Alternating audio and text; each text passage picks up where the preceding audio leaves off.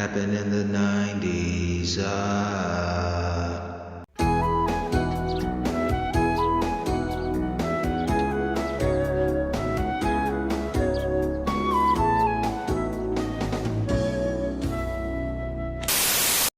Timmy tacos. Yeah, I'd like 2 Timmy tacos and a couple Don't of even mini... think about it, pal. Okay, if you don't You're have... not getting anything from me, mister. Could I speak to your manager, please? Listen, you little blowfish. I've got a fireball, and I'm not afraid to use it. Kiss your toadstool goodbye, loser! With games like Super Mario Bros. Now in color, you might actually forget where you are. Oh, who goes there? Game Boy Color. Get into it. But yeah, definitely NBA Jam. Going to a Pizza Hut back in the day, it was that game. I'm trying to think, what was like the Pizza Hut special games? Every time you went, they had a couple, maybe a Street Fighter, those Street classic Fighter 90s games. I feel like Cruising Pac-Man, USA, possibly, if you were lucky. Cruising, yeah. Pac-Man is always gonna be there. Galaga. How cheap is a Pac-Man? I could probably buy one of those for like $20 now. Is anybody playing Pac-Man anymore? You can get the whole pack for like $20. It's like with the joystick. I got that from my mom for Christmas one time. It was like a Pac-Man with like asteroids. Oh, just like the little thing you hook into the TV. Hell yeah. Yeah, it's like simulated old school joystick shit, man. Like, let me ask you this, man. Who is your favorite 90s movie villain? My favorite 90. Jesus, Steve. It's a terrible, since Jackie Brown's my favorite movie, I guess I gotta say Ordell Roby, but Ordell Roby. He's pretty dope. I don't know. Yeah, I kind of need like a week to think about that, but I'm gonna turn it back on you. Maybe I can figure it out while you're telling me. Who's your favorite 90s movie villain? Well, because I've had a week to think about it, T-1000. That's a no-brainer. T-1000 is so badass. I had to watch it again over the week, and there's the training that they put him through to make all of that convincing. He was just so like light on his feet. He could morph into anything, and it was effortless. He didn't break a sweat. He was just like, yeah, I'm gonna chase down the semi. Yeah, he definitely he did his thing. What's that guy's name? Robert Patrick. Hell yeah. And did you know he went to Bowling Green? You got to be kidding me, Robert Patrick. I shit you not. I just found that out this morning AM. Dude, what if he lived in Bromfield, Steve? What if Robert Patrick lived in Bromfield? Man, and if he did, we felt that. Definitely. We Some of those that, Steve. We smoked a little bit of that. T-1000, baby. 4 o'clock, doing all-nighters, doing duster. Fucking, I could smell it in the air. Fucking dusty bottoms, bro. Gotta run to this class. Hell yeah, dude. Steve, I got so excited. I almost fucking spilled some shit. But he dropped out. He didn't graduate, man. It's all good. Hold on one second. Hold on 1 second. Nearly catastrophic spill immediately today. But I'd like to think that Robert Patrick was just like on mushrooms in whatever year he went to Bowling Green, just sprinting through the quads trying to get back to Bromfield, Steve. Well, he was sprinting because he was a track star and he played some football for the Falcons. Damn. Ba-ba-bum, ba-ba. Ba-ba-ba-ba-ba. I'm looking for Sarah Connor. Just like no emotion, and that's not to say he wasn't a good actor. It just like that just made him so dude. So that movie it was on all the time, but dude, James Cameron just killed that shit. Terminator for a while was just, you had nothing bad to say. The first one, I don't know how you feel about it. I feel like T2 obviously is everyone's favorite. That's the best sequel ever, in my opinion.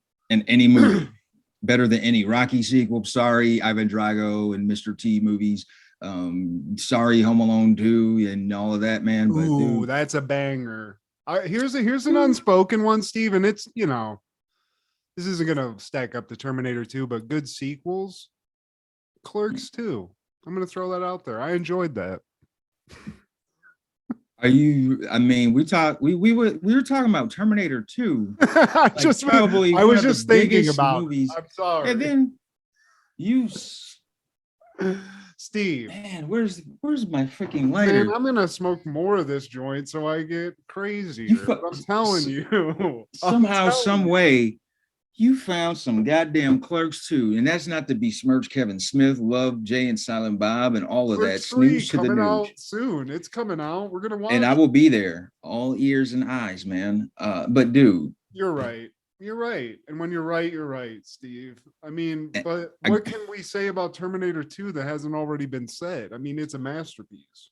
I don't think enough people saying it's the GOAT of sequels, because like for a movie to supersede the original, how often does that happen? I don't think Empire Clerks 2 Strikes supersedes Back. the original. Empire now Strikes Back.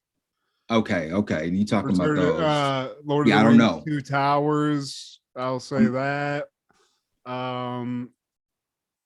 But Terminator 2 is, I mean, agree. I'm not even disrespecting what you're saying at all. I'm agreeing. I'm just pointing out there are other good ass sequels out there. Fuck yeah, the Rockies 3 and 4 are my shit too. But I know for me, man, I didn't even know there was a Terminator. Like, because like that shit came out when we were just born. And to be Hey, honest, it's kind of booty when you watch it compared to Terminator 2. Like Terminator 2 is so good, you're like, I'm good. I know all I need to know. You know, they give you a little bit at the beginning of Terminator 2, so you're still good. Yeah. So T800, man. T1000. I mean, is he the greatest 90s movie villain? There are better know. ones probably. I'm just like it's fresh on the brain, and I covered it on Over the Culture in my last episode, and I just like it just did numbers, like ridiculous numbers. The story behind the shit, the fact that the original people that were like investing in it, like they had to get bought out because they were going bankrupt. I will even say the protagonist, what's her name? Sarah Connor. Hell yeah. Probably Killed one it. of the best female. I mean, most kick-ass female definitely of the 90s. I mean, they didn't even make movies with badass chicks in the 90s, and she definitely kicked that one out the door. Linda Hamilton. Jesus, couldn't call her name. But yeah, I mean, man. even fucking Eddie Furlong. Shout out Eddie Furlong. Looking cool, looking 90s. He's like a little 90s leprechaun in that movie, you know? That was his first gig. He killed it. And Budnick's in it. We get a little Budnick right at the beginning. He's there. He's hanging out. With the red mullet, man. Yeah. I mean, he literally came from Camp Anawana and started playing some video games with fucking John Connor in that arcade. So facts. And they were coming out that summer. Like you got to see him in the movie and you got to see him on Nickelodeon throughout the week, man. The scene, I mean, this whole movie is just filled with like, you know, dynamic, amazing action scenes. But that scene in the mall when John Connor's like running in the back and they get in that like fight in the hallway in the mall and they're like jamming each other into walls and shit. Yeah. Just blast them a couple. I mean, especially if you think about it, like, we can see that now. And, you know, you can even watch a show on HBO that has special effects as good as that. But back then, that shit, it was like, did he fucking, is there a robot out here made of liquid? How did they fucking film this? Yeah. That scene with the bikes in the fucking canal, that too. I mean, fuck, dude. Now that you're saying it, I think you're right. Ordell Roby, I apologize. You a cool motherfucker, but I don't know if you're gonna beat T1000. I mean, Ordell, I give him props for his sense of humor. Quite hilarious. It feels like you got a gun pressed against my dick. Oh shit, that rhymes. Somebody with a grudge blew Beaumont's brains out. That don't even rhyme. Son, it doesn't not it does. It's such a gripe. It's such a gripe I have with that movie. Like, oh, it doesn't fucking rhyme. They just start with B's. It's alliterative.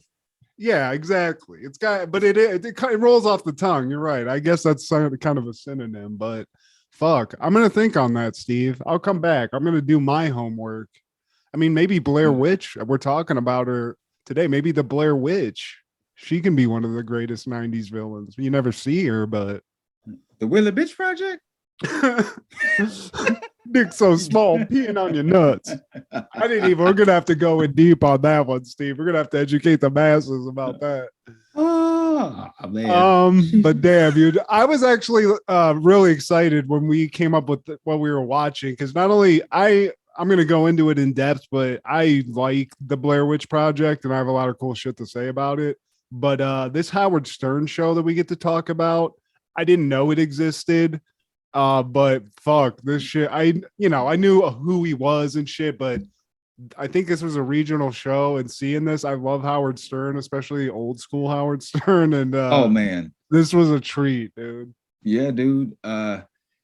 It, like you said, man, it was regional, but it was beating Saturday Night Live for a while. And like this was a Saturday Night Live that had like a good cast, but like more New Yorkers were watching that than SNL.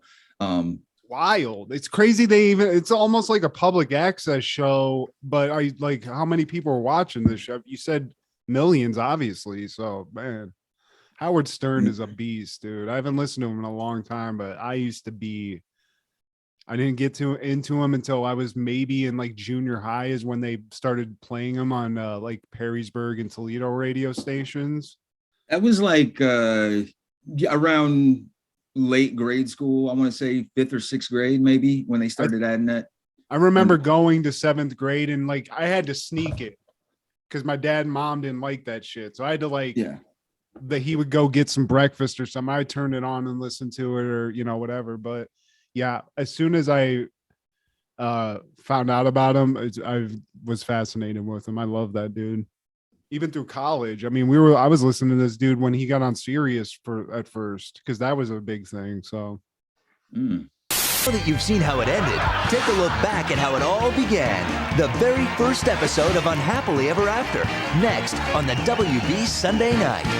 Hey, boys and girls, this is Steve G and Matt G with Happen in the 90s, a show where we talk about things that happen in the 90s. So get out your Megadeth t-shirts and your 6-pack of squeezes, because it's another black summer. Yeah, another black summer.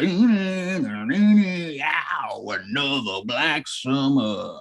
Damn, I like that little yeah. Oh, yeah. Shout out to Danzig. Damn, dude. I didn't know, Steve.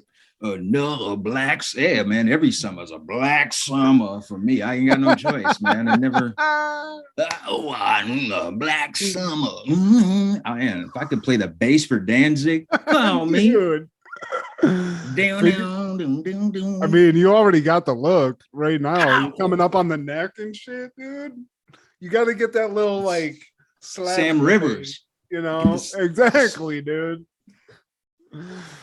I see it. Danzig, call Steve up, please. You need some new solves, bud. I don't know how many. Is Danzig alive, Steve? He's very much well with us. Danzig, Glenn Danzig, shout Mr. out, dude. Mother. We're talking all things July 14th in the 90s, my friend. Yes, the 1990s, July 14th. Bro. It's totally radical and all that good stuff. Starting off in 1990, man, this show that you never heard about, the Howard Stern Summer Show, debuts on WWOR-TV. Stuttering John interviews Senator Walter Mondale. Jessica Hahn is caught on a hidden camera. Richard Belzer talks about his wife, actress Harley McBride, and Kenneth Keith Kallenbach attempts to blow cigarette smoke out of his eyes. Why? Yeah, Kenneth wasn't ready, Steve. He wasn't ready for those bright lights, but Ken Kniff. You little cock boy. This is Ken Kniff, and I like to smoke cigarettes out of my eye sockets. You want to mung with me, Eminem? You want to make out with me, Eminem? Yeah. Dude, I haven't thought about that in years, so I'm gonna have to go back and listen to that now. But this Howard Stern, I mean, this was actually like a more well-produced show than what was on E. You know, like this is Yeah. like a straight up like talk show, really. It really was, man. When I watched it, I'm more shocked that he didn't actually get a talk show, because I would have watched the fuck out of this.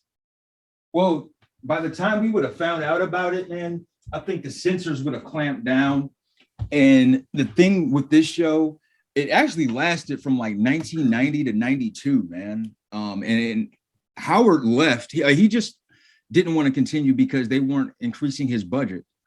It's like, dude, people are watching. I'm getting the numbers. I'm the king of media. Like, you see, I got clout. The people fuck with me. And they're like, yeah, nah, man, but we got a skimp here and there. Like, nah, you know what? Fuck you and your skimping. Call me. And that's what happened. I mean, fuck, and they made it way easier for him too, because they just filmed him in the studio, but it was basically this anyway. This just, he has like a sexy set. Everybody's like kind of together a little more. Robin's not in a booth.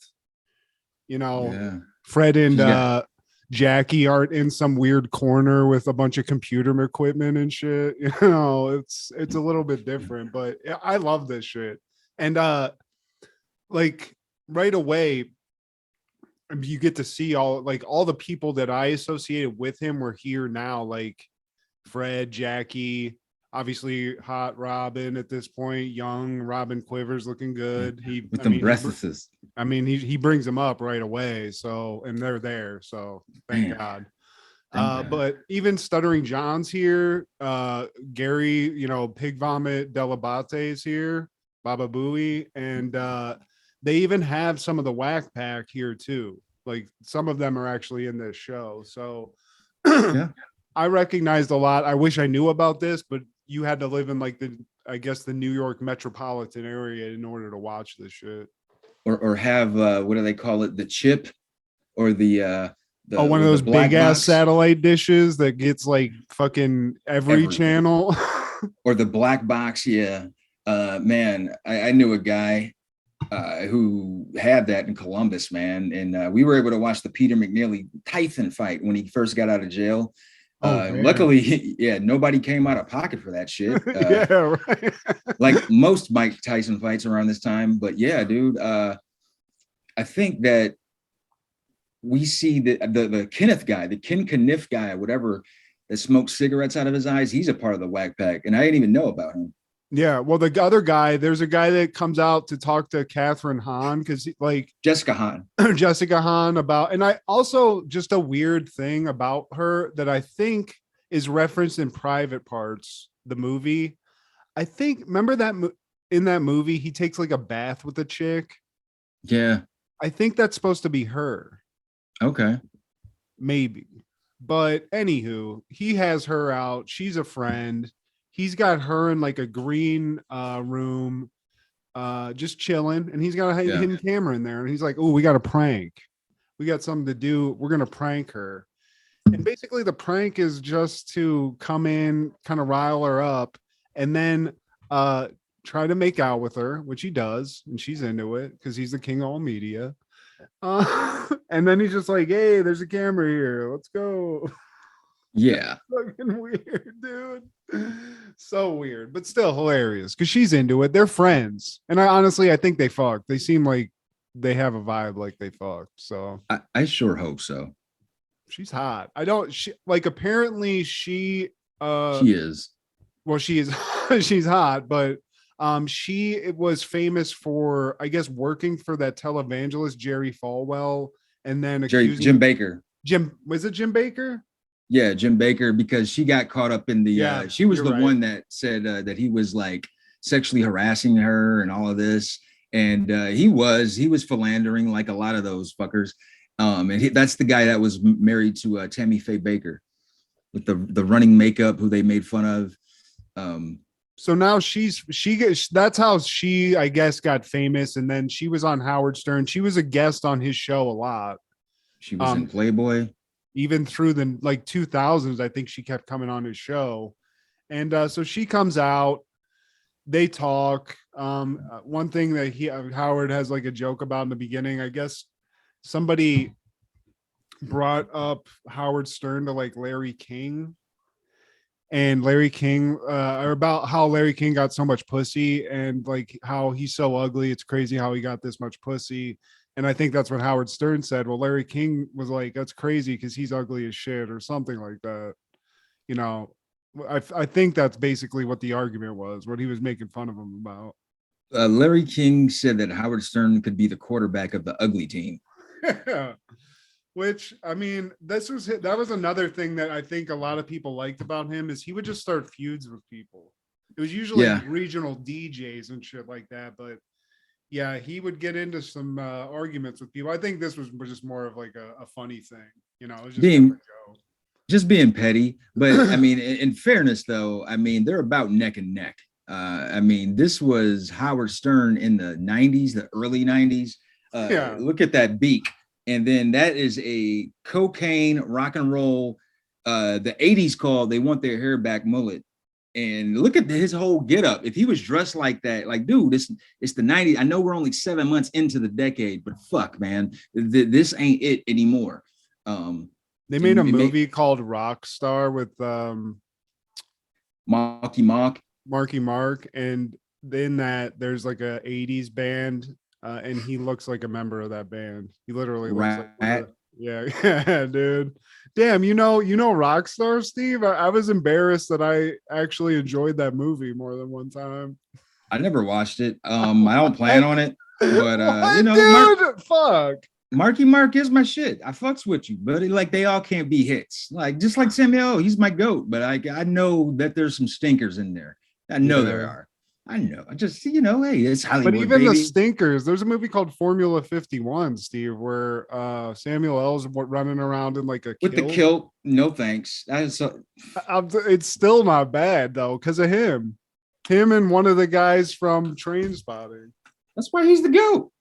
He can make some shit into like I watched that bullshit with him and Ryan Reynolds, and man, the Hitman's Bodyguard, that was some shit. Yeah, you know, it was fucking. They made a fucking sequel out of that because they were like, "You're Samuel L. We got to at least give you one more." It's Samuel L. and Deathpool. What can we lose? People are gonna go. Yeah, I'm not gonna shit on any Samuel L. Jackson movies because I've enjoyed them all, Steve, good or bad. There you go. I mean, he's like a Gary Oldman. You throw Gary Oldman in a turd, you're gonna come out with something that's okay. And speaking of great 90s villains, Gary Oldman in True Romance as the drug dealer with the dreadlocks. White boy pussy though. Yeah, white boy day. I said to myself, this motherfucker, he's carrying on like he ain't got a care in the world, and who knows? Maybe he don't. He thinking white boy day. But he don't eat pussy. Nah. But Samuel L. does. He eat the ass. He eat the butt. He eat every motherfucking thing. Every motherfucking thing.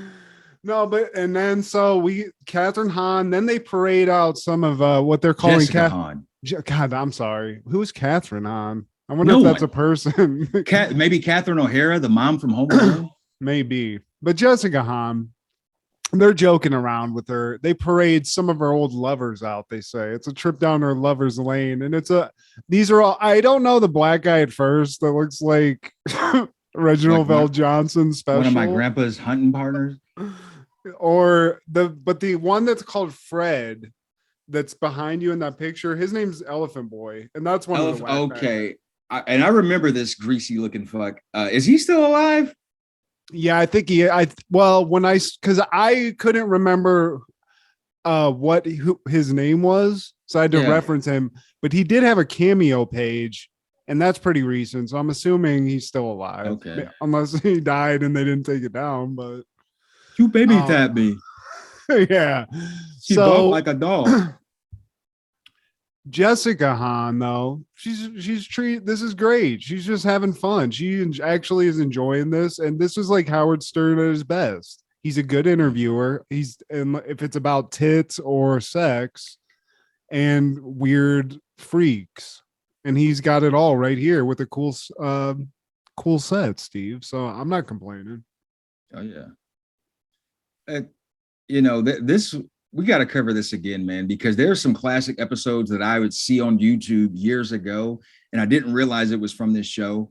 They did a Hollywood Squares with a Klansman, like a Grand Dragon Klansman, and it's quite fucking hilarious.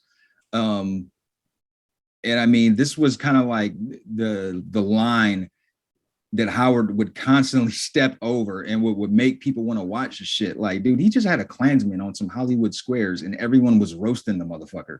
That's why he did it though. And that he did that shit a lot. Cause I remember it was an old, like he looked like Hank Hill's dad basically. Right. Yeah.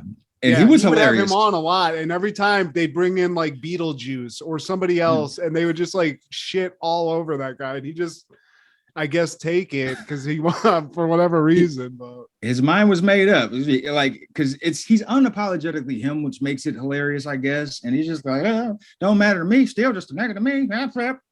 I mean, that's Howard Stern though. Like he just has a stable of free. That was what his bread and butter was. Yeah. I mean, he was good at interviewing celebrities, and it was always like kind of different than the normal shit. But now we have podcasts, so now this doesn't seem that crazy. You know, he's just asking you personalized questions about fucking and shit.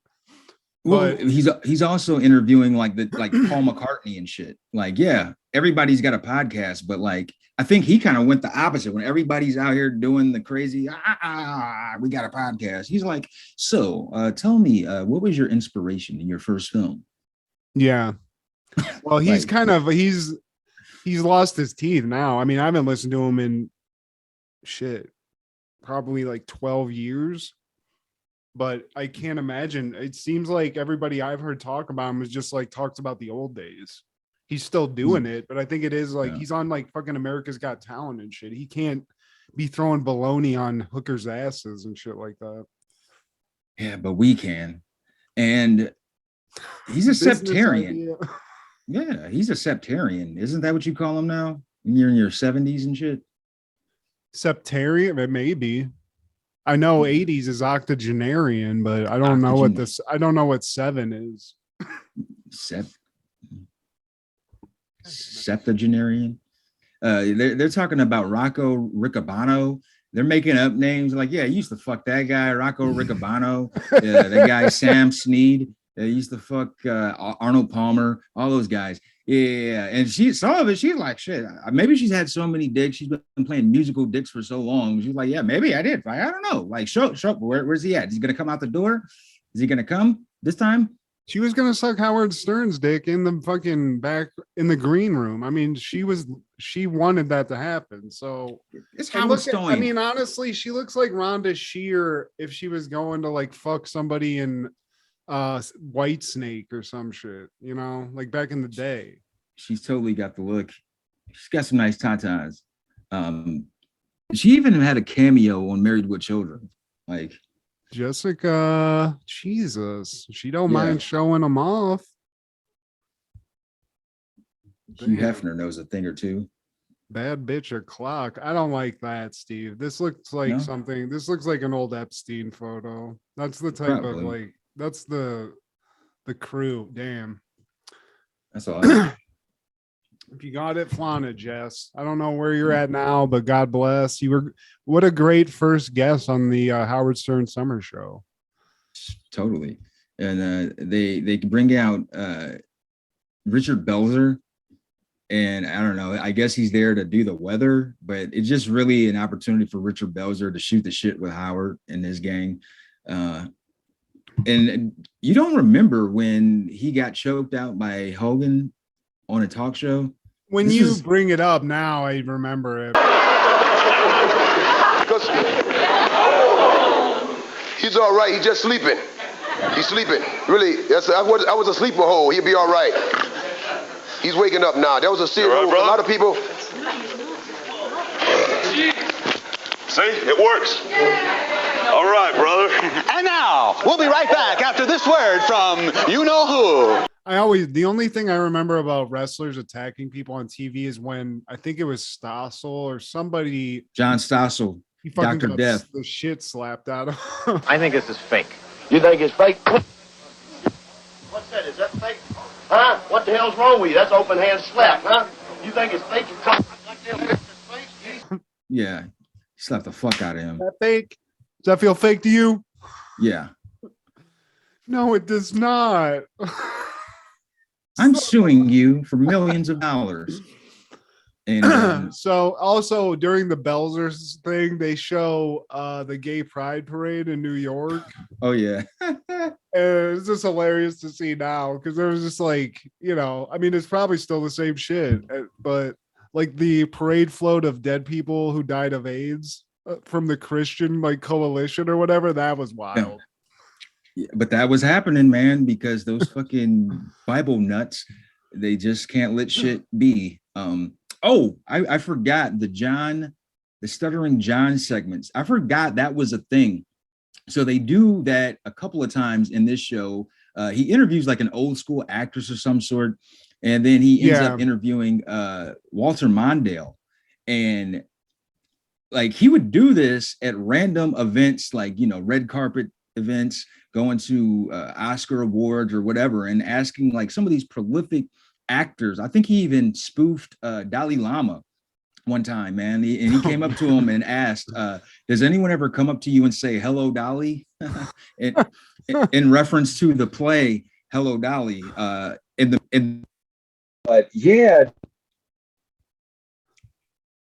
The thing that I remember that, because you're right, he did this a lot. I think he even did it on Leno, honestly. I think, but yeah. I think he got, when he was still working for Stern, he was doing the red carpet thing. And I mean, it fits the profile, but I think he said something to Burt Reynolds and got decked. I think Burt took a shot, he didn't appreciate it. And I think he slapped him or something, but that sounds about right. Yeah. He had balls, and it was always hilarious because he's nervous. And when you're nervous, like he is a stutterer. So like he would be like, remember when you had sex with that hooker in the like, and they're like, what? Dude, he went up to Ali Sheedy, who was dealing with bulimia at the time. And, Howard and the guys, they prepare these lines for him. And he goes up to her and he says, you remember the last time you vomited? And because some of these people, he has no idea who they are half the time. And so he's just doing his job, they send him out on a mission, and he asks them these random questions. But shout out to Stuttering John. Like he is definitely he was a pioneer of being a troll too, Steve. He was like, he did that on TV. These practical prank videos and shit that you see people like running up and asking people random stupid questions. Yeah, dude, he walked so they could run. And I think the thing that I liked about Howard Stern that I think was really innovative, it wasn't just him. He did have these stable of freaks, but he had Robin. He had like this team around him. And instead of just listening to him interview different people, most of the time it was him shitting on his staff, like shitting on Gary and everybody, like piling on that, or just him having like this little world of people to interact with that once you got in and were like, oh, Gary's this douchebag and blah, blah, this guy does this and stuff. Yeah. You just enjoyed being like listening into the conversations they were having. And it was cool. Like if they did have a cool guest or something, but like, we didn't even get to see this, like when Artie was on the show and stuff. Yeah, Artie Lang. I mean, this guy was just killing it for so long, but yeah, dude, this was cool. And the only thing that I remember Richard Belzer from, other than what you're saying for Hulk Hogan, is I think he's in Scarface for like 5 seconds. He was the ventriloquist, or he was the he was some comedian or something. Yeah.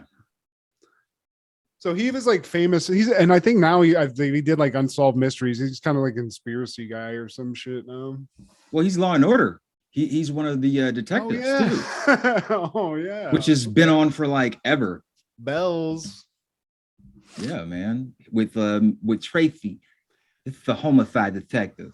Doing the homicide investigation. Now, here's my question, Steve. They show what they say is his wife in a movie, where it's like she's kind of getting a little sensual with a little lady in the scene. Was that real? She's an actual actress. I've never seen any of her shit, but yeah, they're still together, still married. She's doing didn't seem shit. Thrilled that they kept showing her love scenes on that gigantic TV behind Stuttering John. He's like, okay, all right. Yeah. Well, you know, that's what Howard likes to do, man. He likes to ruffle the feathers. And you know, the Zodiac Killer, they say that they're gonna interview the Zodiac Killer, but it's a guy, clearly a white guy, doing his like Louis Armstrong throwback black person impression. I put a spell on you. My African name is Umbaba Atu. He said some shit like that, and it was wild, dude. He sounded like Dusty Rhodes to me. That's what it sounded like. Same difference. I mean, the Zodiac Killer, baby. Yeah. I'm the Zodiac Killer, baby. One of the best wrestlers that ever come alive, baby.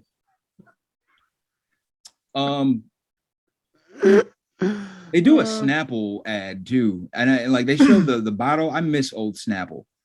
I had that too, dude. The glass, you little pop the top, Steve. Great, give me a grape aid right now in a glass bottle, ice cold. The grape, yes, man. Dude. It just don't hit the same. I don't know. I don't even think is there Snapple still? Yeah, they just don't taste the same. They don't have the same. I'm out, Steve. I'm out of the exciting drink. I can't have sugar in my drinks now, Steve. I'm old. I used to get the lemonade all the time. I don't even think that's available. Just the regular lemonade. If grape aid's out there, I will get a grape aid just to see, but I don't think it exists. I've seen Snapple like the iced tea, but that's all I've seen. I haven't seen any of the flavored shit. And I didn't know Stuttering John was in Airheads. I can't place. I mean, it makes sense. I don't know where, but does he play himself? He's actually in a band in real life, and I think he was in a band in the movie. I haven't seen Airheads. I gotta watch it. I'm sure it's man, that's a classic. Chris Farley, Adam Sandler, fucking Steve Buscemi. Yeah. Brendan Fraser that doesn't look like he got stung by a bunch of bees. The Kenneth Keith Collenbach dude who smoked cigarettes out of his eyes. He, like I said, was a part of the Whack Pack, and he's no longer with us. He suffered from cystic fibrosis, but he died from pneumonia at Riddle Memorial Hospital near Media, just outside of Philadelphia, while in custody for an attempted child abduction charge. His mother claimed officials of the Delaware County Jail didn't provide proper treatment for him, causing him to catch pneumonia. And then how do we get sympathy or empathy for someone who had an attempted child abduction charge? Well, he couldn't even fucking blow cigarette smoke out of his eyes, Steve. Yeah. But he looks like a pedophilic leprechaun. So the fact that he had some kind of a charge on him, I saw it. I thought maybe he just died of an overdose or something, but this is much more worse than what I thought. So yeah, and his initials are KKK. So you, my sir, can go fuck off. Yeah, man. Thank you, Howard. And thank God you're still with us, man. Maybe you can hop out of the box again before you get your ticket called, man. Because this shit's boring that he's doing. I don't care about, you interviewing like Michael Jordan and all of these elite athletes. I know their life story. Make them like piss their pants, like piss them off. Start some beefs again. I mean, even in the early 2000s, he had chicks like riding a crazy like sex toy and shit in his studio, the Sibian or whatever that shit was called. Yeah, I remember that. Bring back the porn actors and shit. Like, dude, I remember he had this like Whack Pack comedy contest on his show one time, and he had like a couple of real comedians there, like Greg Fitzsimmons I think was there, and the guy that did special ed on Crank Yankers, Jim Florentine I think is that guy's name. But he had these Whack Pack guys that said they were comedians do stand-up comedy routines, and to this day, I mean, it was some of the most hilarious and like cringy shit that you've ever seen in your life, dude. And it was like, that's why I liked Howard Stern, when he would like shit on Gary so much that it got weird, or something like that. All those like inner conflicts. That's when I loved watching that, because it was, he was a good asshole. And yeah, it was real, Baba Booey. And, also, there's a clip from this show, from Summer Show, where Corey Feldman is on there performing his shitty music, and Howard is like dressed up. I don't know. Maybe you've seen it, man. Howard is just dressed like a complete weirdo. It's so random, but this whole show, everything about this Howard Stern variety show is so random, and that's why we have to cover it again, man. Especially Robin with her big ass breath. Oh my God. Yeah. And I just, the fact that they were basically able to pull this off and like do crazy shit. Like, cause I mean, they had Jessica Hahn on here and talking about fucking and shit. And I mean, even that talking about crazy shit like that on the radio was getting this guy attacked. So I'm down, dude. I love this shit. And receive the Lord Jesus Christ in your heart as your Lord and Savior. Don't you realize your mouth is a sewer and your tongue is a toilet?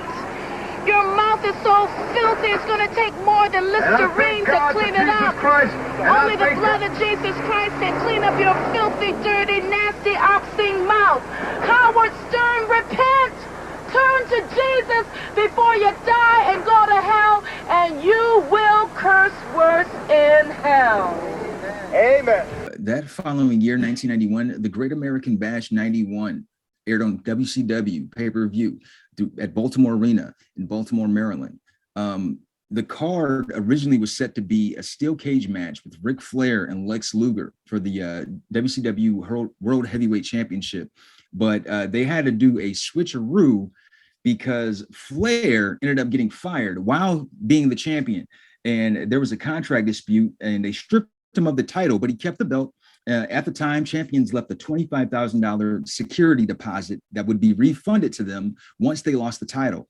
But Hurd did not give Flair his deposit back. So he retained the belt and took it to WWF. Like, I don't know if you remember when Flair first came to WWF and he had the belt and he was calling himself the real champion. And at the time, this was when Hogan had kind of like had one foot out the door. He wasn't really around like that. So everyone was kind of like, so who's going to face Flair? Like, he's a big name. And they ended up having a story with him and Macho Man. And Flair was like, Miss Elizabeth was my bitch first, kind of on his Ray J shit, That's funny. Dude, how many fucking main events was goddamn Ric Flair in the late 80s, early 90s? Jesus. Dude, he was the main event. And man, that's a great like tagline for him. He was the main event. Totally, man. And what you see behind me, that was the actual main event. It ended up being Lex Luger and Barry Windham in a steel cage match. And after this match, Lex Luger, he won it. It was a vacated match. They had to basically restart the belt. Okay, so no one's the champ right now. And so they went for the vacated belt. Luger wins the match and he turns heel. He takes on Harley Race as his manager, and Curtis Hughes becomes his bodyguard. Curtis Hughes, he was named Mr. Mean when he came to WWF. But yeah, dude, this Great American Bash 91, it shows you like early stages of people who would eventually shake the world of the wrestling industry, man, because also we have a match with the Diamond Stud, and the Diamond Stud accompanied by Diamond Dallas Page in all his American glory, fresh out of the Citgo gas station. Wow, dude, what the fuck? Yeah, he was his manager. And Diamond Stud, he kind of had like a ravishing Rick Rude kind of deal. He had a honey come down and help take his one strap overall off, and she ripped it off, and he's just like, dude, yeah. What the fuck? He hadn't figured this out yet. He hadn't done all that, but he's the Diamond Stud. And ironically, the Diamond Stud, dude. What the razor? I mean, hey, I guess what a weird fucking outfit. Hey, give me a one strap. It was 90. It was 91. You didn't have overalls with the one strap like crisscross, or I was fat, Steve. I wasn't wearing no fucking bib overalls like that. I knew some fat kids like who had the overalls. Fucking Sparks out there, dude. Hell no. It's just like you could see fat kids wearing skinny jeans now. It's no different. And after this match, there was a match with Oz, who would end up being Big Daddy Cool. Long before he was Diesel, he was Oz, and he was accompanied by his fucking manager, fucking Merlin. And it was fucking weird ass shit, right? Weird What as the fucking fuck? shit. Holy fuck, Steve. Is that a fucking full face mask? It's a full face mask What that the Merlin is fuck? wearing. And you want to know why he's wearing a face mask, Matt? Because inside of that is the other Kevin that we do not fucking like. Weird ass little diminutive Kevin Sullivan. Oh, of course. Now it all makes sense, dude. They had to cover that ugly fucking bug. Any kind of weird gimmick associated with it around this time in WCW, associated with either this man or fucking the guy that if fucking Kevin, if Nash is Oz, right? Mm-hmm. And there's a magical implication. Is he like the Oz from Wizard of Oz? Yes, that's what I'm guessing. But he wasn't magical enough because he lost to Ron Simmons in about 5 minutes. Damn, I know. That makes sense, though. Ron Simmons, the most meanest principal of all time. And also, he had to cover his mask not only because he's butt fucking ugly Kevin Sullivan, but because he's also a manager in another weird gimmick with One Man Gang. This One Man Gang was King, remember? Yeah, the job's so broke. Did you? Yeah. Now he looks like a typo negative fucking groupie. I liked him before they went mainstream. He looks like that motherfucker. Yeah, and then with fucking weird ass Kevin Sullivan. It's like, why are y'all fucking? See, like at some point, I just gotta be like, if you're a wrestler, do you ever stand like if somebody presents this as your gimmick? Do you just have to roll with it every time, or can you be like, you know what? I don't think that's gonna work. Because Kevin Sullivan dragging me around with a fucking dog chain while he looks like he got shocked in the fucking out of an outlet someplace. I'm not into that. Eric Bischoff, you look great. Everyone else in that photo, get out of here. Once again, early stages of the people who would eventually shake up the world. Because like this is Eric Bischoff, just like a regular commentator. Hey, I'm just backstage asking these wrestlers, hey, what do you think of your next match? Like unbeknownst to us, he was gonna shake this whole like this shit sucks. I'm about to fix this, and I'm about to kick Vince's ass. Just y'all watch for 83 weeks straight. You can see the disgust in his face, looking at like having to look at Kevin Sullivan. He's like, "Yeah, anyway, you're gonna be gone a couple years. It's fine. I'm gonna get rid of your ass. I could be doing much better, much better." Hey, who's that diamond stud guy? I need to talk to that dude. Yeah, maybe he should leave, build up his name, and then come back and then really fuck some shit up. But get this, man. The opening match was a double it was a scaffold flag on the pole match. And it initially was a scaffold. Christ. It was a tag team. Initially it was just a scaffold match, but because none of the parties involved wanted to fall from the fucking scaffold, they were like, you know what? Let's just make it a capture the flag match. And the people in this match were PN News, Bobby Eaton,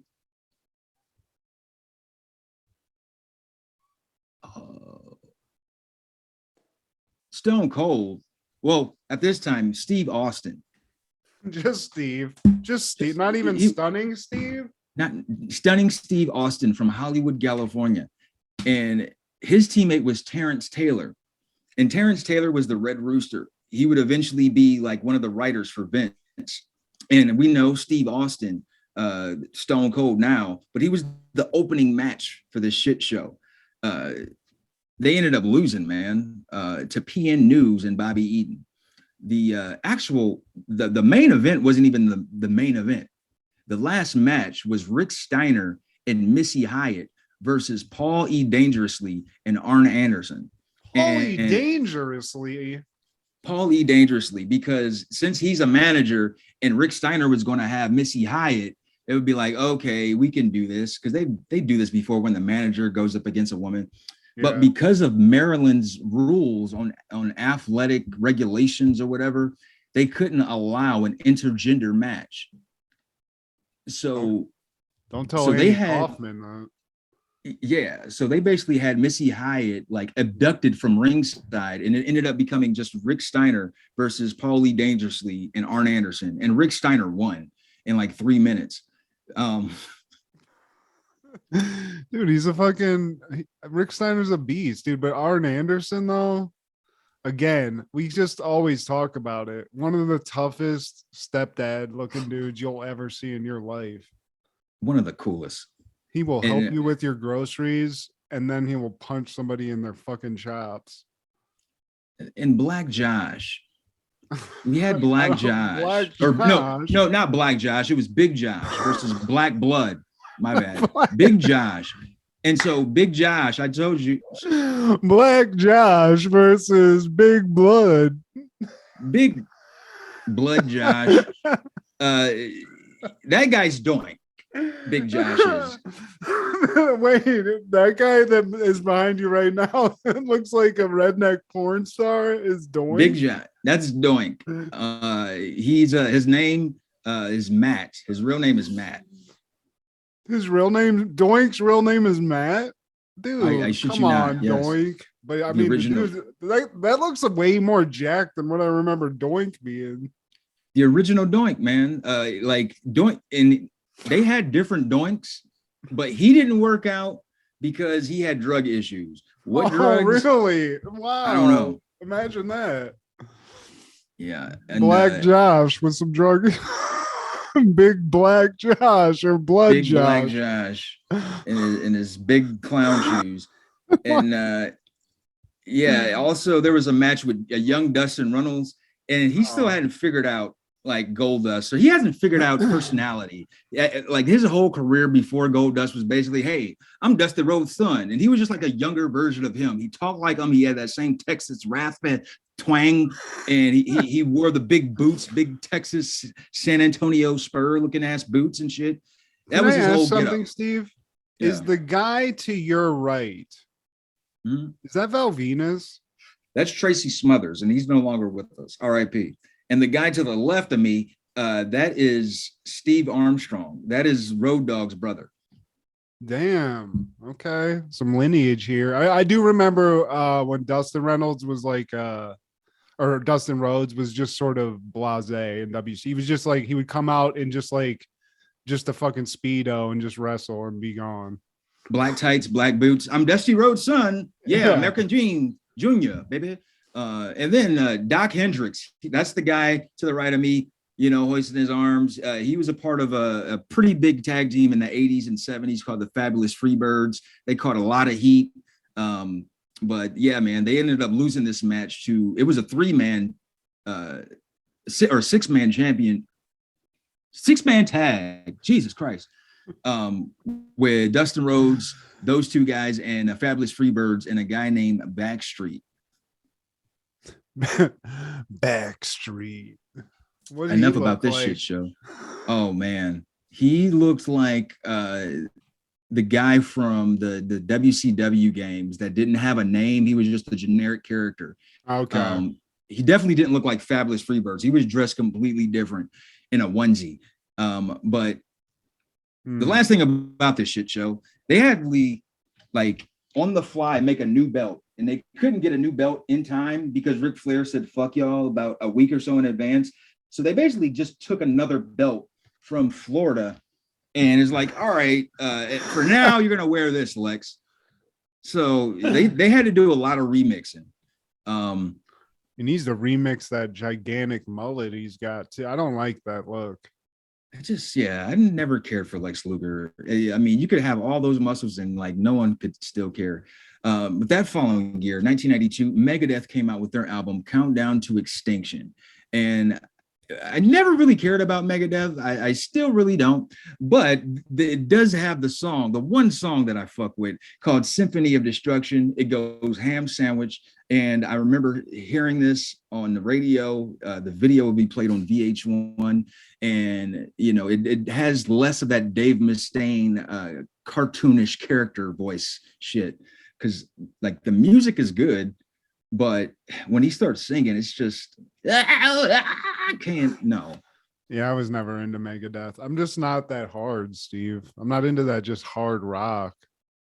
I'm not like you. I'm a metalhead, man. But I do have my limits. I have my limitations. Symphony of Destruction. Dun, dun, dun, dun, dun, dun, dun, dun. Hey, man. Symphony of Destruction. But on that same day, 1992, Danzig releases Danzig 3, How the Gods Kill. And just like the song I sang in the intro, it's just another black summer. Down, down, down, down, another black summer. Down, down, down, another black. I could just Steve G does the hits a cappella. It's all him. Dude, when you got that fucking like that Nittany Lion growl, dude, you got that. But on that same day in 92, Ministry releases Psalm 69, The Way to Succeed and the Way to Suck Eggs. I know you don't know about Ministry. It's one man. His name is Al Jurgensen. And I always say it's like 9 Inch Nails, just not as prolific. It's like 9 Inch Nails with White Zombie. I've heard a lot of prolific art, like rock musicians talk about Ministry, but no, I wouldn't know a Ministry song if it slapped me in the dick. You've heard the shit on a movie, on something like his shit could be played on a summer blockbuster. Okay. It's got TV2, which is fucking electric as fuck. Psalm 69, and there's a track called NWO. New World Order. Great workout music, man. Shout out to Al Jurgensen. Bankhead Bounce. On that same day, 1992, Too Short releases Shorty the Pimp. He's talking a lot of that. Yeah, that's my favorite word. Bitch. Why you gotta say it like short? Stepdaddy. That's my favorite song on here. I don't know Too Short album specifically. I just know a lot. He's had like 1,000 fucking songs, so, and done a bunch of fucking features and shit. So always love to see Too Short on an album. I know a lot of his songs. And he, along with E40, are probably the most prolific Bay Area rappers alive. Yeah. I would agree. And on that same day, 1992, the 63rd All-Star Baseball game is held. The AL wins 13-6 at Jack Murphy Stadium in San Diego. The All-Star MVP, King Griffey. How many times are we going to talk about the Griff dog in the 90s? I mean, we're talking about the 90s, and it's summertime. And unfortunately, baseball is the only fucking thing the world has to offer sports-wise in the summer. So, I mean, we're talking 90s baseball. He kind of has to come up on it. If we got to talk baseball, Griffey all day. I'm fine. Like I said, if we got to talk about him, maybe we'll pop on a little Ken Griffey baseball on the SNES, pop a couple of dingers, and just, live that 90s lifestyle. See if he was. I love it.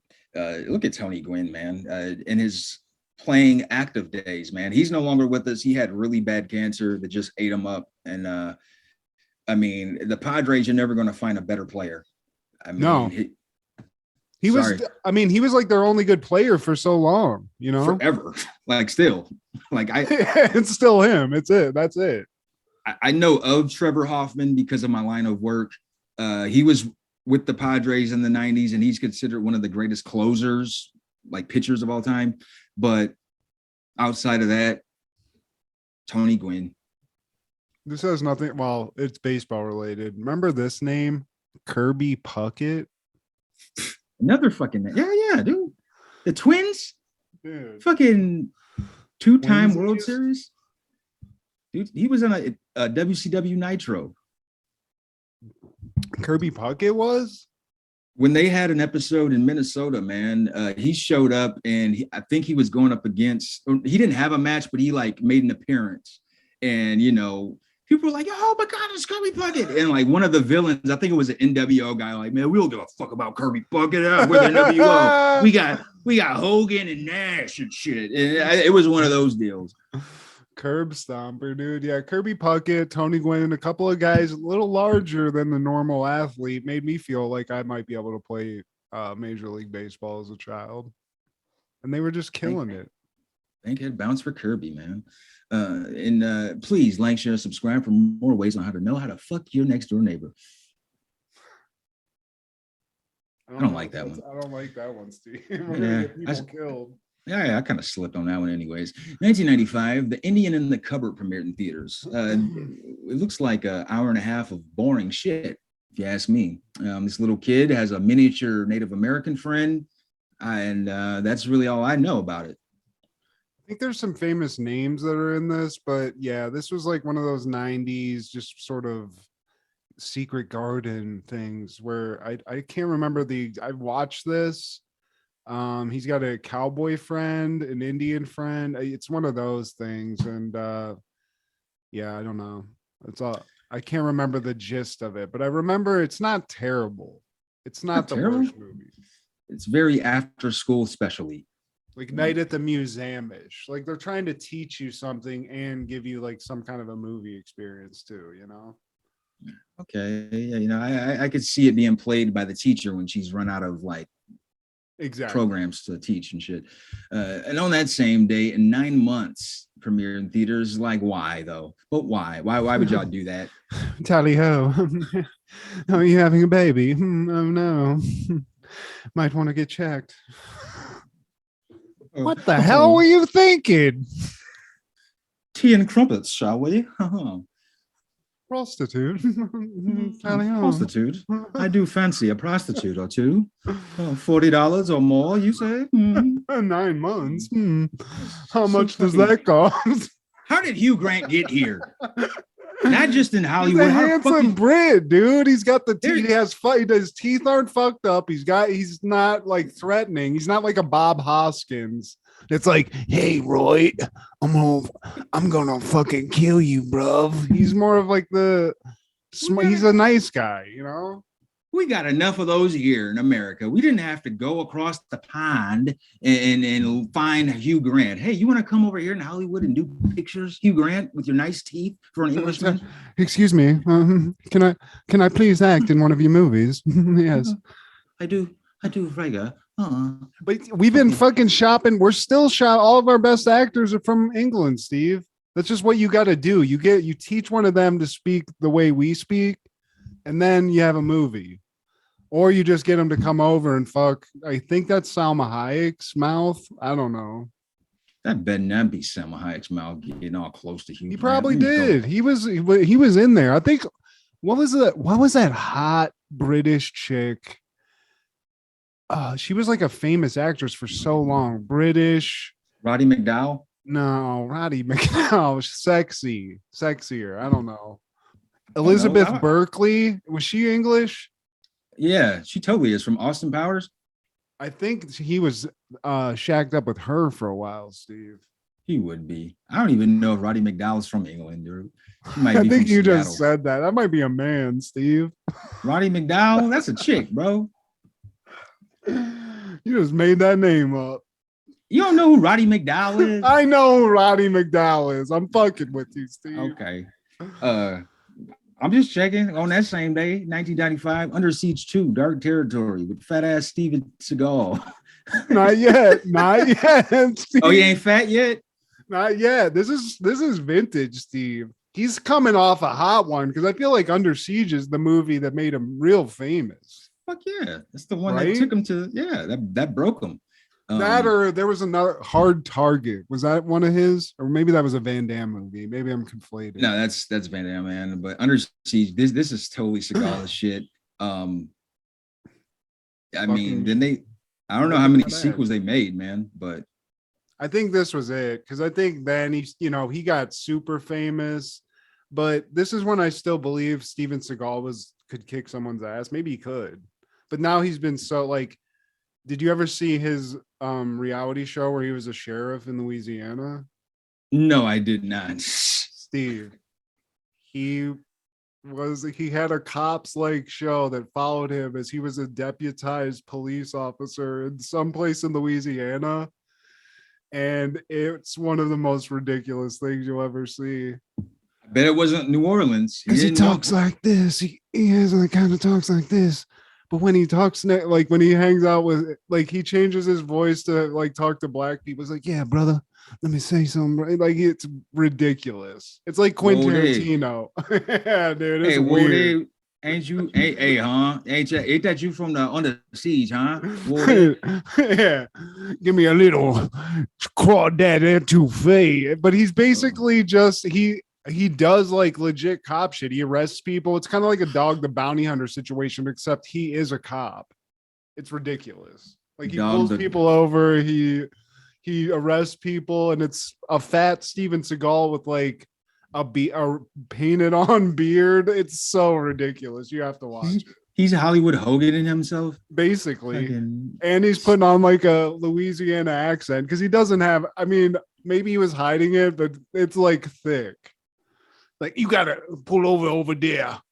Yeah, give me a little crawfish, a little etouffee, little po' boy. Steve, the quarter pounder hunter, fucking on that same day, Escape releases Off the Hook, and this shit is just like it is fucking promoted. Off the Hook. It's fucking, to me, 5 stars. Candy Burris. Yeah, that Candy Burris from fucking Real Housewives. Bankhead bounce for her. Bankhead bounce for Tiny. T.I.'s wife. Making that bread. Oh, okay. I see her. Yeah, the light bright one, you can't miss her. And yeah, man, this is the one with the clap my hands, stomp my feet, every little doing that you do to me feels so good. But my favorite song on here, my favorite track, I don't know, it's one of my favorite songs, and I cannot think of the name on it. That's why I've been buying myself some time. Keep, Steve. We'll just put a little screen up, no technical difficulty screen. Show me that smile again. No, it's Who Can I Run To? With some special place of laughter, who can I run to when I need love? Doom, doom, as I stand here right beside me. Man, I'm telling you, bro, it's a whole mood. You play that for Kendra tonight, man. I'm putting you on a homework assignment, Matt. Man, okay. you go to the quickest, nearest Rite Aid, CVS, Walgreens, what have you. Get you some of those scented candles. Yes, man. You get you some of that Merlot, the red. Get you the red shit because it's good for the heart. And you play this song. What's the song called again, Steve? Who Can I Run To by Escape. Escape. To share this special place of laughter, who can I run to? Steve, if I got your points right for my lovemaking session tonight, Rite Aid, scented candles, Merlot, parentheses, red shit, and Who Can I Run To by Escape. And I'm gonna be just dripping in it tonight. Oh man, it's gonna take you there. Put that motherfucker on loop. Kendra, get ready.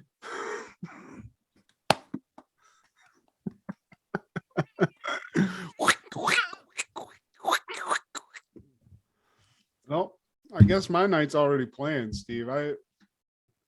We're talking about how I'm going to make love to you tonight and the things I need. So just get ready for a really high quality love making sesh. Okay, well, Candy and Tiny, they'll be proud. Watch over me, ladies. Yeah, I'll make you proud. It's like they're there in the room with you, man. In 1997, though, on July 14th, Beastie Boys released Hello Nasty. And that's the one with intergalactic planetary, intergalactic. Well, now don't you tell me to stop. I don't remember all the hits, but I definitely remember that one. And the words that you put to that part at the beginning, that noise, is that really what they're saying? Because I never knew that. Another dimension. Yeah. Oh man, dude. See, Steve, thanks for educating me, man. I appreciate it. I just learning me something. It's not just teaching the babies, I'm teaching my friend at the same time. It's like I'm reminding him of how great the 90s was. Let's just name this show. Steve. It's just too much weed, some life's happened. I gotta remind myself of all this greatness. It's got body grooving or body moving, there we go. Sound. Ooh, I'm playing this when I go to the gym tonight. I'm definitely this is a fucking banger. And we're on our way to freshman year in high school, man. This was thank you, Beastie Boys, for getting me ready for that final round of schooling before I go into Bowling Green and really try to take gambles in life. But 3 MCs and 1 DJ. That's another one. I told you about that in like a previous episode. Mm-hmm. The video, I think. Yeah. Yeah. Hell yeah. Very how do you say it? Bare bones, that song, man. Not a whole lot in production. But yeah, shout out to Hello Nasty, man. And 1987, Johnny Bravo debuts on Cartoon Network, adding to their original series, their catalog of original series, man. It's kind of out of cartoons, but you couldn't help but watch this every once in a while. I did catch this still. I was into this. So I gotta ask, man, out of the Cartoon Network originals from this era, was this probably the only one you fucked with? Actually, the one that I mean, I think they're of similar eras, but Space Ghost Coast to Coast was the one that I liked because it was fucking weird as shit. But this was funny too. It's very, I don't know, just obviously very stylized. He's like Elvis-y. He has all these like Elvis kind of sounds and movements and shit. But yeah, this was when Cartoon Network was like building their shit out for potheads in college. Yeah, totally, man. That following year, 1998, Richard McDonald, the American businessman who co-founded McDonald's with his brother Maurice, dies of heart failure. He was born in 1909. Thank you, sir. I appreciate you. I remember when your burgers were like, you can get like 4 of them things, damn near. 2 for like $50. $1. It was like 2 for 50 cents. You could get them for a quarter if you didn't get cheese. If you didn't get cheese, exactly. And that's all I needed. Just give me the burger with the bun and the pickles. Steve, when I was in like high school, this is the fattest shit of all time. 20-piece McNuggets, supersized fries, supersized Sprite or High C orange, Steve. I mean, why stop there? Go milkshake, baby. I mean, I would at times. Also, maybe throw, and this is gonna give me some heat, but I'm gonna fight for it, Steve. The fillet of fish, people hate on it. You throw that in the mix, get a little zesty, a little tartar sauce zest on your tongue, and then go back to a chicken nugget. God, it's a little serve. I get hard when I think of fucking McDonald's, Steve. Old school McDonald's. I can't even eat it now. I've not had McDonald's in, I can't even, maybe like once in 5 to 6 years. Man, I mean, I could never imagine. And I don't know, maybe that's why I have gas issues to this day. Just man, I have gas issues too, Steve. It's fine. I'm cracking one right now. I just cracked a couple off as we speak. You probably eat more produce than I do. We make our own salads, Steve. We buy heads of lettuce and make our own salads. I eat at least 2 salads a week that are like in giant bowls of lettuce. So probably. So you're not congested, which is good. That's good. Absolutely not. I'm popping it all out, and that's coming out nice. I have a regular shit every morning at 7:05. I don't even need an alarm clock, Steve. I'll wake up automatically and be like, I got a shit. Now, I'll go crack one off. Now let me ask you this: you ever take one of those really good Deuce McAllisters, and then before you do the next thing you were planning on doing, you kind of sit down and you ponder about that great Deuce Bigelow that you just dropped off at the pool, and you're like, man, I was such a good boy already. I just started my day. I think I deserve a treat, man. I did a good deed. Like I don't think I can like follow up on that tomorrow morning. No, I mean, yes, I have had that.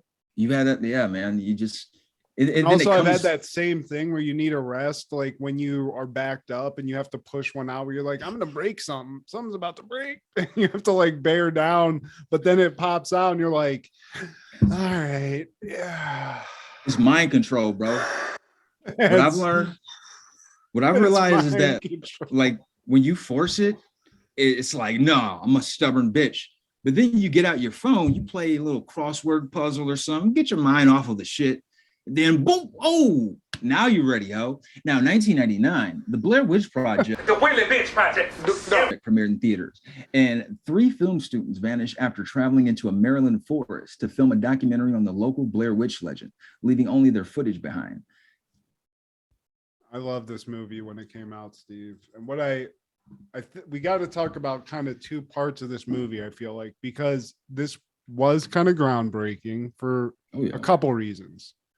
Now movies like found footage movies and movies from the perspective of like behind the camera type shit, that's kind of like commonplace. This was one of the first of that, at least in our time. And also this was like, and I watched a documentary about this to kind of understand more about it today because I forgot how much went into it. They used the internet. The people that made the movie used the internet to sort of build this mystique around the movie and build like a backstory about these missing kids to make you think that all this was real. Like these kids died in the forest. They were filming a documentary. Somebody found this shit. And then they're releasing this movie that these kids made, and it's insane. And for, I'd say like a good, maybe a few days after this movie came out, people still thought it was real. Yeah. You know, they made documentaries. They made this poster that's behind you. They had that up in like grocery stores and shit. It was like a viral marketing campaign, and they did use the internet, but it was also, they had like like I guess you would call it like a Dateline style mockumentary show that was on TV. Like it was literally something they showed on TV on a network that was like a documentary about the making of this and what happened to these kids. And like they just, you know, they built this up so much that when you went to see it, you were like, we're about to see like a snuff film. You know? That's what we all thought. But like how I wonder how like the people involved in this movie, how did they protect this as long as they did? Because okay, the movie comes out, and let's say one of your classmates goes out and sees this, you're like, that motherfucker ain't dead. Like I just was drinking Natty Lights with him on Tuesday. Well, you kind of got to go back, because even saying that this movie used the internet, they had web pages, but we didn't have like social media and stuff, so there wasn't any of that communication. So I think like a lot of that was regional, and maybe they didn't go out as much or something. But even if somebody saw them, it was just going to be confined to a town. Like it probably would get out, and it did get out eventually. But I know like in the documentary I watched, I think the girl that plays Heather said on like an interview that like her mom was getting like sympathy cards and shit because people thought she was fucking dead. And it's interesting. It's just, and you know, now when you watch it, you can say what you will, but I even think like just if you stand alone as a movie, like I remember being freaked out watching this in the theater with my friends. We watched this at Southwick Mall in a theater there. I definitely remember that. And this was one of those horror movies, and this is why I liked horror movies for a while, that you kind of like talked about it after you watched. You're like, fuck, like what would you do like if you were, you know, and you like you and your friends kind of freaked out after the movie. It started like a discussion. I enjoyed it. Sorry. I didn't know, man. I've been taking up too much time myself, man. I didn't catch on until later. Like I got it as a you know how movies come out on television on pay-per-view, and then you can pay like $3 or $4 for one viewing or some shit. I did that. And I think by the time I watched it when it was on television, like the news had already gotten out. So I had to try to set myself in the frame of mind, like, okay, like maybe, all right, it's coming out for the first time. No one knows yet. And I gotta say, bro, they probably pulled the biggest ruse in Hollywood history. I couldn't think at that time, for sure, dude, for sure. Like, what's bigger? Like, I mean, I don't know if it was a ruse, but when Joaquin Phoenix made that weird documentary about him, like all grizzled, like rapping and shit. Remember that movie that came out? What was it called? I remember seeing it, but he was like, he went on like Letterman and did like a publicity stunt as like this character he was playing in the documentary and shit. I do think it's remember called that. I Am Here Now, or I Was There. I forget what it's, I forget. But Okay. you're right. Like I remember seeing this, and I remember distinctly thinking that this was real until we walked out and heard people saying that it wasn't. Like we didn't look into it enough to know that it was fake. And I think we saw it probably like the first couple of days it was out. Yeah. But yeah, I mean, this movie, we can just talk about it real quick. And then I have an interesting side note. That's something that I just found out about like literally today that I've never even thought of. And I'm interested to hear what your thoughts are. That's kind of like an ulterior storyline to this movie. But as it stands, this movie follows Heather, Josh, and Mike. They go to Burkittsville, Maryland, formerly Blair, Maryland, to do basically like a student documentary or just like an amateur documentary about this local legend about the Blair Witch. Yeah. And you kind of like, it's like we were explaining, it's, they're filming a documentary. So multiple cameras, it's very amateur. You see like everybody, doing technical stuff. And a lot of the movie is like what I would consider like behind the scenes shit. That's what they sort of piece it together as this like found footage movie. So, they're talking about stuff. Heather's like just sort of an amateur wannabe director. Josh is, I guess, what you would call like the DP of the movie. And him and Heather seem to have known each other before the documentary somehow. But Mike doesn't know Heather. He knew Josh, and he comes in as like the sound guy. Yeah. The freelancer. So they go out in the forest and they are filming stuff that, and then they start to get lost. And this is where like this movie starts. It's kind of cheesy, but they start turning on each other as they get more frustrated. lost. Yeah. And it goes days where they're kind of roaming around the forest. They'll camp at night. They'll hear weird sounds, or they'll wake up to walk outside their tent and there's these weird like rock piles everywhere. And a lot of weird supernatural shit. And then eventually they're like basically 5 days in, they're lost, they're losing their minds, turning on each other. Mike throws the map away. He kicks it in the creek. Yeah. Like and him and Josh just sort of are like pissed at Heather because she like got them in this mess. So again, it's basically like this psychological horror movie where you watch these people sort of like turn on each other, deteriorate.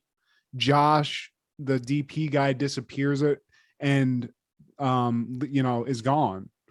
And they're continue this trek through the forest trying to find their way out. They know, they're dead basically. And then they find this house because they hear their friend like screaming in the distance. Yeah, she's been hearing it. Like they both kind of been hearing it throughout the day. And like also they see Josh, or Heather sees Josh's shirt that he was wearing the whole time, and it's covered in blood. It's got like some of his hair. It's in like a stick bundle. Like they find like this little package someplace, and they're like, "Oh my god, it looks like his tongue's in it too." That's what I always thought it was. His tongue, yeah. It was. Yeah, that's right. So they are like freaked out. So and at the beginning they think it's like rednecks fucking with them, but then they realize like all this shit might be whatever, and this witch is out here. So at that point, once they hear Josh yelling at the end of this movie, they run, they find this house, and there's this confusing bit where they're like running around trying to find them. Eventually they go down into a basement, and Mike goes down first. His camera hits the ground, and then Heather comes down after him, and she has a different camera. So we it's eerie because you hear her audio from Mike's shit, and it's far away, but you see her camera, and she comes down. Mike's he's like facing into a corner, which was like sort of the MO of the Blair Witch. She would like the killers that were like possessed by her or whatever would make these kids stand in the corner. Yeah. And then he would kill one of them and then kill the other. So we basically don't see that. It just kind of ends. You assume the Blair Witch kills them. But Steve, this blew my mind today, and I'm going to run this by you. What if this movie instead of this Blair Witch thing being the thing, it's that the two dudes killed this chick. Mm. I'm going to go a little bit in Wow. detail. So like they come, you know, she knows Josh and Josh knows Mike. So Josh gets Mike to come on this trip. And so they do it, and they purposely start leading her and like getting lost. And if you notice, like in the movie, like she's the one with the map, but they're, you know, constantly like walking in front of her, leading her. Mike loses the map. You know, he's the one responsible for that.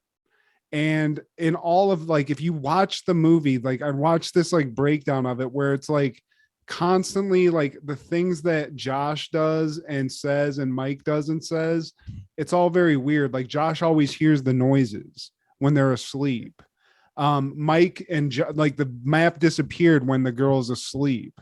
And like, as a side note to what we were saying about the internet shit, they released like the diary of Heather, and in the diary, like for this, like in this, like before they went on or it's like when they're filming it, it's supposed to be, they made this fake diary for her, and she's like, Josh and Mike are acting really weird and it's scaring me. All these weird things happen when I'm asleep and they are mysteriously awake and stuff. So this guy sort of absorbed all this. And if you watch the movie, it's interesting because like you could, you know, this whole movie happens, all these weird things happen, all involving Josh and Mike. Josh eventually disappears and there's a weird stick bundle or whatever, but you never see Josh and you hear his voice. And Mike's constantly like he at first is never wanting to lead the pack, but at the end he's like, we gotta go, let's run into this weird house that just mysteriously appears out of nowhere. And he, like, if you watch the end, like, and I need to like get like this visual that this guy said, but when they run into the house at the end, right, Mike hears Josh's voice and he runs up some stairs. He's like, come on, let's go upstairs. And she goes upstairs. And then he turns around, goes downstairs, and he's like, we got to go into the basement. And he's just now seeing this house for the first time and just finds the basement without any problem, goes down, the camera hits the ground, right? And he's in the corner. And there's something behind there that attacks Heather when she comes down. Well, that could have been Josh. That we don't see. Yeah, you know, so it's just like, it's interesting to think about that, because then you're kind of, and that's like the perfect crime, because everybody, if this is a real movie, thinks Josh and Mike are dead and this girl just is dead, so they just, you know, get away with it. It's the perfect crime. That blew my fucking mind. I was like, holy shit, I never thought of that. Then it's some weird and wild stuff indeed, man. Like, But I think like as it stands, like even if you just take it at face value and it's like, oh, the Blair Witch killed him, I think the movie is entertaining. I watched it. It's short, it's sweet, and I think it does a good job. The way they filmed it's interesting, and I think honestly, maybe it's more good to me because of the behind the scenes shit, you know.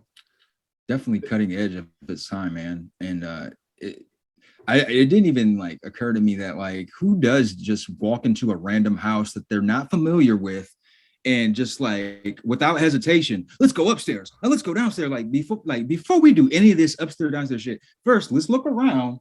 I know we missing our buddy, but like I don't want to be the next missing friend, so let's look around, see what the fuck going on. Now let's check up upstairs slowly, creep, check this shit out. You hear some shit downstairs, all right, let's go down there. Creep. And if you think about it, like they've been lost for days, right, Steve? They've walked around for days. They get lost. They find this house in the middle of the woods. But if everyone's dead and the footage was left in that house, which it should have been because the cameras just were on the ground, whoever found it easily found this house, found the footage, took it back, and they made a movie out of it. So it's like, how far in the fucking woods were you and shit? Bitch. You know, it's very easy to get lost. And I literally never thought of it. And I watched this one video to sort of remember the behind the scenes stuff. And then I watched this other video about this and I was like, fuck, that kind of is it's a better story almost, you know? They made a whole like TV series based off of it now.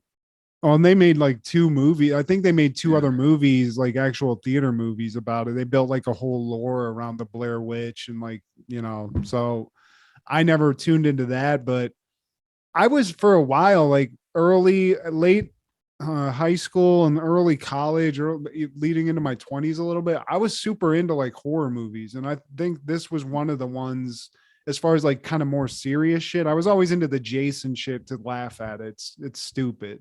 Yeah. It's fun to just fuck with. But this was one, it's like I said, the experience of like watching a movie and just like thinking about how like the situation's fucked up and talking about it with your friends. I remember there was a movie called Cabin Fever that Eli Roth made. It had like Ryder Strong in it. It was like just kind of a crazy movie about this weird like flesh-eating virus thing.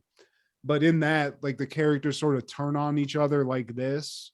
It's a different situation, but it's kind of same kind of story. And when I remember getting out of that and all the people that we watched it with, Jordan, me, there was a few other people, we were like it was a pot conversation, but we were just like, man, what a fucked up situation. Like who would die first, that kind of shit.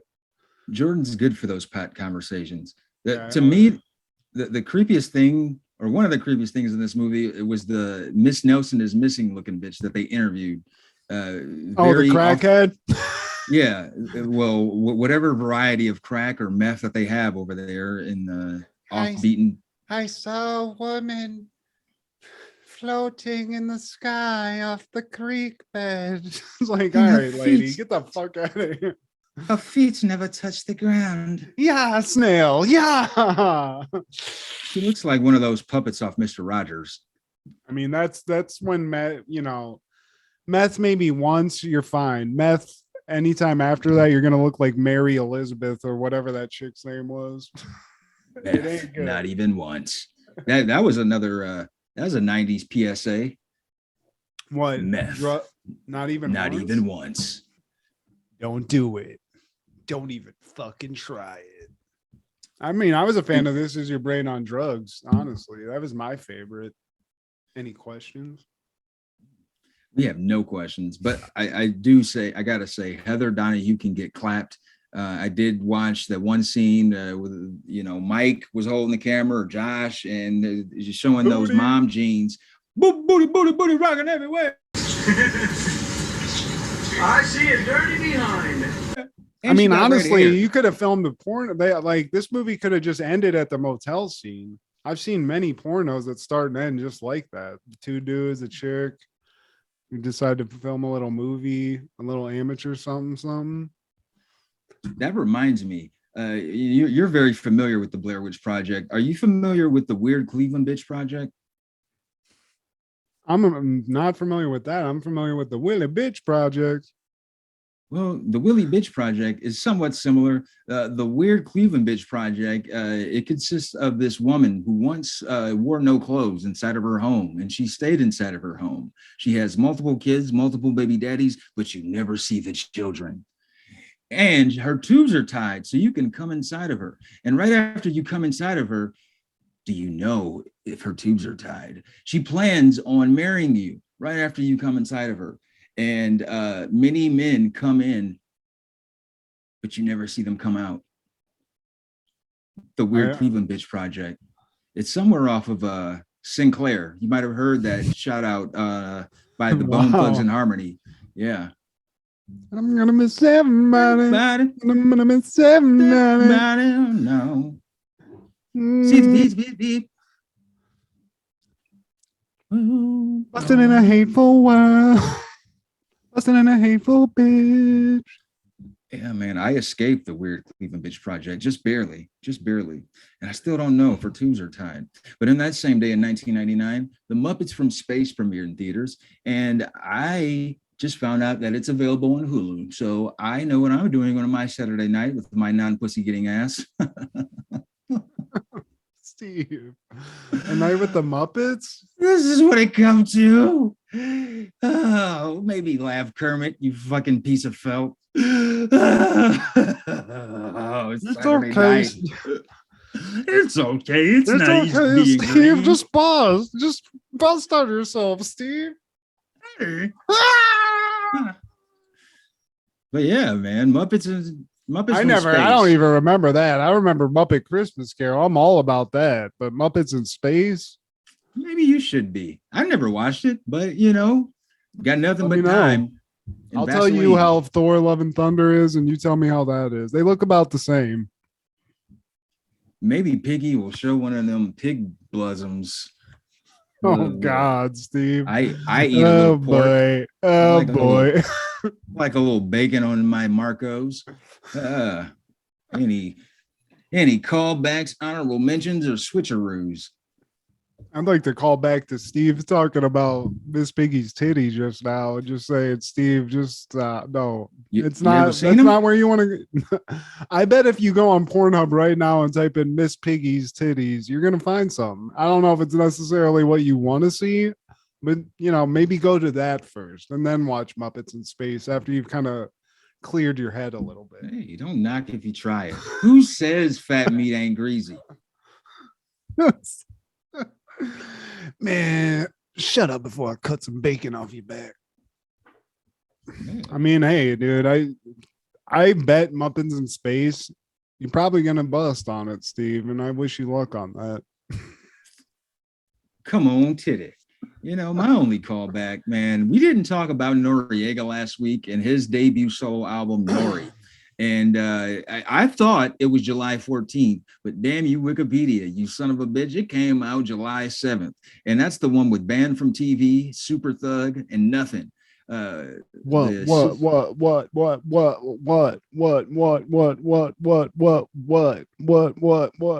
I love that shit. That was early Neptunes.